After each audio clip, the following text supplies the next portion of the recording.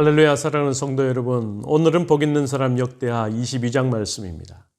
어제도 말씀드린 것처럼 유다 왕들 중 가장 악한 왕은 여호람과 그의 아들 아하시아입니다. 아하시아의 죄를 자세히 설명하지 않는 이유는 바벨론 포로 귀환한 백성들에게 하나님의 소망을 일깨워 주기 위한 목적이 담겨 있는 것입니다. 그럼에도 불구하고 안타깝게도 여호사밧이 북왕국과 맺은 동맹의 사악한 결과들이 여호람의 죽음으로 끝나지 않았습니다. 유일한 생존자인 여호람의 아들 아하시아가 왕위에 올랐습니다. 어찌되었건 아하시아는 왕위에 오르고 단 1년 동안만 유다를 다스리게 되었습니다. 그의 아버지 여호람과 같이 아하시아는 북왕국, 구체적으로 아합의 길로 행했습니다. 그의 어머니는 아합의 딸이었고 그의 어머니가 꾀어 악을 행하게 하였고 그의 아버지가 죽은 후 아합의 집의 가르침을 따라 여호와 보시기에 아합의 집같이 악을 행한 것은 이스라엘의 왕 아합의 아들 여호람의 책사들이 그를 가르쳤기 때문에 그렇습니다. 여호람의 동맹자로서 아하시아는 이스라엘 왕 아합의 아들 요람과 함께 길랄 라못으로 가서 아람 왕 하사엘과 더불어 싸우기 위해 출정했습니다.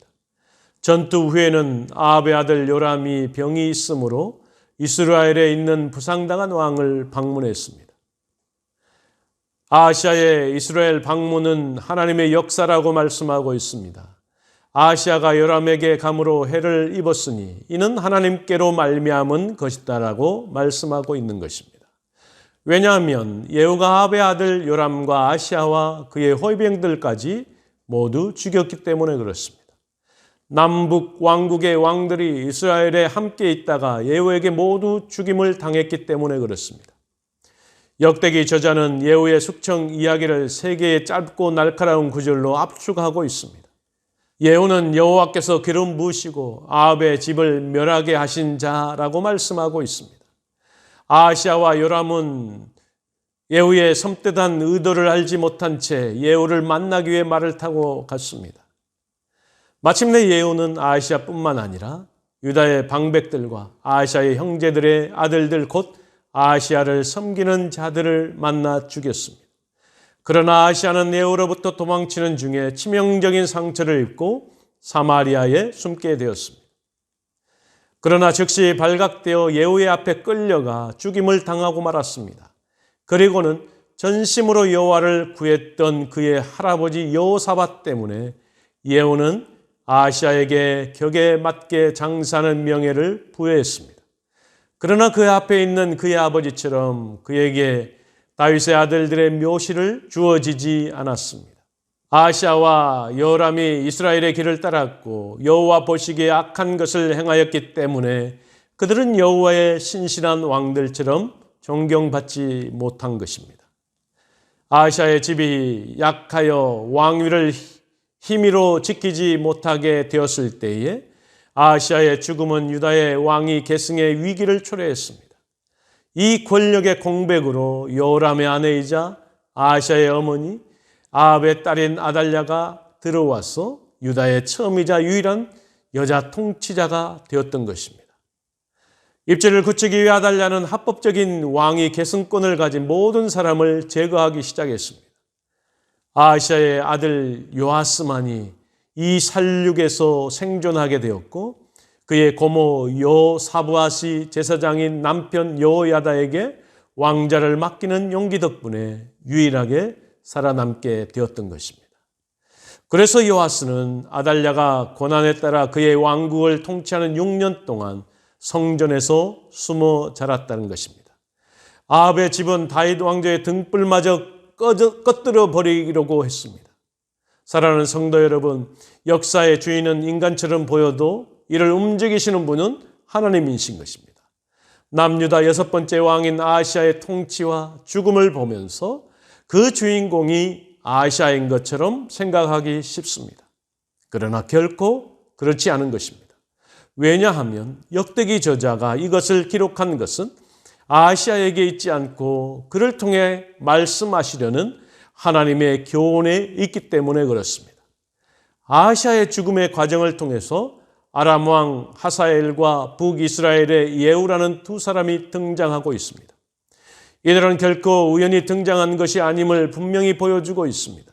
하나님께서 엘리야 선지자를 통해서 하사엘의 칼을 피하는 자를 예후가 죽일 것이요 예후의 칼을 피하는 자를 엘리야가 죽이리라고 말씀하셨기 때문에 그렇습니다. 어찌 보면 하사엘과 예후는 철저히 하나님의 계획과 섭리에 따라 등장하고 자신들의 역할을 다했습니다. 하나님께서는 사람들의 생각과 의지를 전지하시는 능력으로 미리 아시고 그들의 생각과 의지를 이용하여 섭리로 하나님의 계획을 이루어 가시는 분입니다. 하사엘이나 예후는 모두 나름대로 자기의 생각과 이익을 따라 오히려 고집스럽게 살아갔다라고 할 수 있을 것입니다.